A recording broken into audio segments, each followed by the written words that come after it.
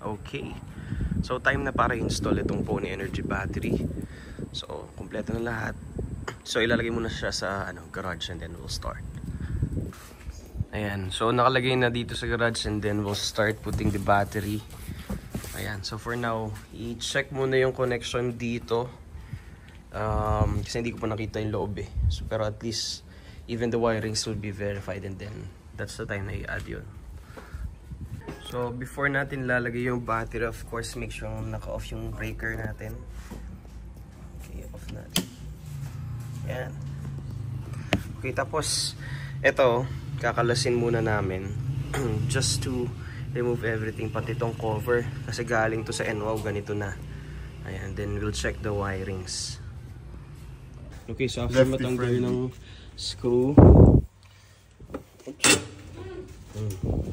and so after matanggal ng screw, tatanggalin natin bakal. Ayan, so ilalagay muna natin siya dito. The bag is not lefty friendly. Yup. Not lefty friendly, bro. Ito, maganda naman, meron siyang ganito. Oo, may cover. Ayan, may cover. So that's a good one. Okay, so ito yung existing battery. Ayan. So i-check natin ngayon kung paano yung cabling niya. So yun lang, yung cabling niya papunta sa breaker, wala siyang cable, Anderson cable. Ito guys, so nalagay na natin. Sakto-sakto, marami pang space, no? EMC Golf 1 to. So ang ginawa ko is yung galing sa C13, since naka-electrical tape, pwede siyang putulin or disconnect. Well, kahit ano naman, and then nilagay ko lang dito, same route. So ilalagay ko na yung connections and then later on i-try dito. So ito, nalagay na yung mga connections, no?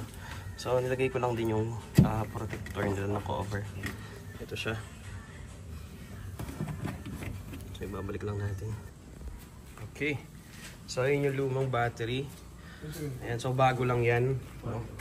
And so moment of truth, dapat kasi tutunog to kapag inon itong breaker. So currently naka-off, no? Tapos, ayan, huwag nyo naman tatapon to kasi cover yan ng mga connections niya.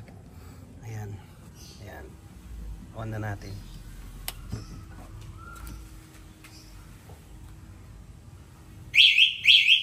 So yun, tumunog na. So it means connected na yung battery dito sa pinaka-system niya. Ayan. So do not worry naman. So any type of disconnection or parang nag-short, automatic mag-off to. So even na nagana yung e-bike tapos nagka-short circuit or something, mag-automatic off naman itong breaker. So mag-i-stop lang yung e-bike doon. Okay. Okay. So tinest muna namin yung sa niya, connection dito. So yung built-in na port yung ginamit, and then yung charger. Itong charger kasi nito supported naman itong sa port. Ayan. So currently testing yung charger, which is gumagana naman lahat, no? Okay. So ito lang hinahawakan ko kasi since ito yung sa para galing sa NWOW, medyo manipis yung niya eh, yung cable. So tinitignan ko lang kung mainit. So hindi naman. So check lang now kung nadadagdagan yung charge niya. Ayan, so 67 ngayon. So mamaya yan check ko kung 68 or 69. Just to make sure na pumapasok yung of course yung pag-charge niya. Ayan, so testing sa highway. Naka-speed yung EMC Golf. Bale, ang speed natin is 34 to 35. Ayan, so testing lang. Baka kasi tinetest lang namin, baka mamatay ganon or medyo mag-fluctuate yung speed. So currently stable naman lahat.